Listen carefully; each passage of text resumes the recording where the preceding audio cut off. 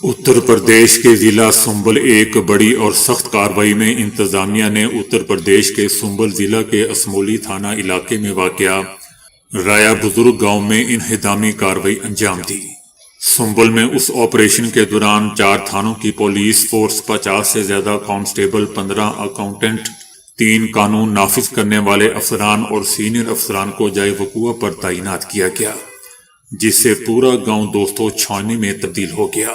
اتر پردیش کی حکومت کا کہنا ہے کہ اسی گاؤں میں تالاب سے تقریباً 100 میٹر کے فاصلے پر نئی بھرتی کے 552 مربع میٹر اراضی پر غیر قانونی قبضہ کر کے گو سلبارہ مسجد بنائی گئی تھی۔ 2 اکتوبر 2025 کو انتظامیہ بلڈوزر لے کر پہنچی تو مسجد کمیٹی نے 1 ہفتے کا وقت مانگا تھا۔ اس دوران یہ معاملہ الہ آباد ہائی کورٹ پہنچا، جہاں سماعت کے بعد اتر پردیش حکومت کو قواعد کے مطابق کارروائی کرنے کی ہدایت کر دی گئی۔ پولیس کی بھاری نفری اور انتظامیہ کی موجودگی میں 4 بلڈوزر کے ساتھ کارروائی شروع ہوئی۔ صدر ٹرمپ نے کہا ہے کہ وینزویلا کی عبوری حکومت امریکہ کو 3 کروڑ سے 5 کروڑ بیرل تک تیل فراہم کرے گی اور اس فروخت سے حاصل ہونے والی رقم صدر کی حیثیت سے ان کے کنٹرول میں ہوگی۔ یہ پیش رفت اس بات کا دوستوں مضبوط اشارہ ہے کہ وینزویلا کی حکومت صدر ٹرمپ کے اس مطالبے پر رد عمل دے رہی ہے، جس کے تحت امریکی تیل کمپنیوں کو وینزویلا کی تیل صنعت تک رسائی دی جائے۔ بصورت دیگر مزید فوجی مداخلت کا خطرہ ہو سکتا ہے۔ صدر ٹرمپ کا کہنا تھا کہ وہ چاہتے ہیں کہ عبوری صدر ٹیلسی امریکہ اور نجی کمپنیوں کو وینزویلا کے تیل کے شعبے تک مکمل رسائی دے۔ وینزویلا کے پاس اس وقت لاکھوں بیرل تیل ٹینکروں اور ذخیرہ ٹینکروں میں موجود ہے، جسے دسمبر کے وسط تک عائد امریکی برآمدی پابندیوں کے باعث 200 برآمد نہیں کیا جا سکا۔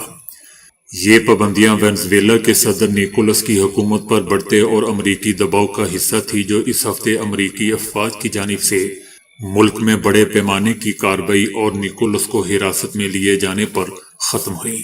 وینزویلا کی حکومت اور اس کے اعلیٰ حکام امریکہ پر ملک کے وسیع تیل ذخائر چرانے کی کوشش کا الزام عائد کر رہے ہیں۔ صدر ٹرمپ نے سوشل میڈیا پر کہا کہ وینزویلا 3 کروڑ سے 5 کروڑ بیرل تک پابندیوں کے تحت موجود تیل امریکہ کے حوالے کر دے۔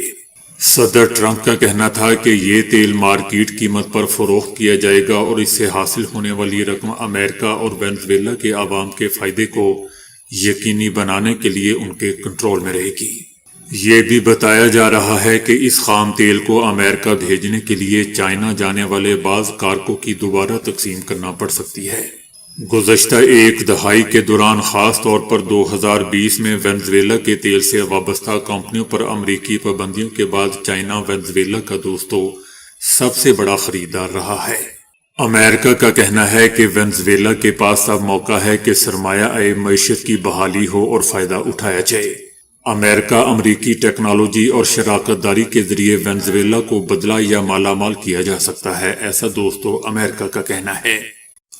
ہنگامی اور جنگی حالات کے باوجود روسی آبدوز کی وینزویلا کے ایک تیل بردار جہاز کے ساتھ موجودگی نے امریکہ کی اس کوشش کو دوستوں ناکام بنا دیا ہے، جس میں وہ اس جہاز کو قبضے میں لینا چاہتا تھا۔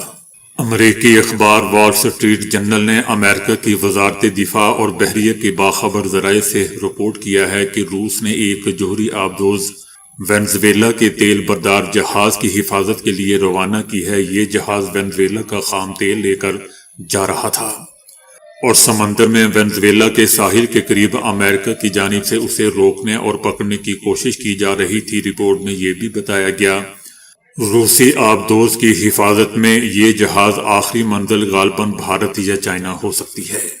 بتایا جا رہا ہے کہ روسی آبدوز کی موجودگی نے عملی طور پر امریکہ کے لیے اس جہاز کو روکنے کی کوئی بھی بحری کارروائی ناممکن بنا دی ہے۔ وال سٹریٹ جرنل میں واضح طور پر لکھا گیا ہے کہ صدر نیکولس کی امریکی گرفتاری اور واشنگٹن کی حالیہ فوجی کارروائی کے بعد وینزویلا کی حکومت کے لیے روس کی واضح حمایت کی علامت ہے۔ اخبار دوستوں یہ بھی لکھتا ہے کہ یہ اقدام 2 بڑی طاقتوں کے درمیان بالواسطہ ٹکراؤ کی ایک نئی سطح کو ظاہر کر رہا ہے۔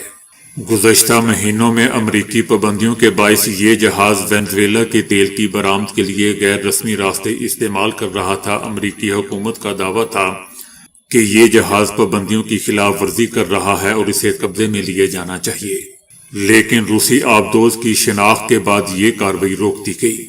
جبکہ دوسری طرف روس کا کہنا ہے کہ روس ہمیشہ اپنے اتحادیوں کو یک طرفہ اور غیر قانونی اقدامات کے خلاف سہارا دیتا رہتا ہے۔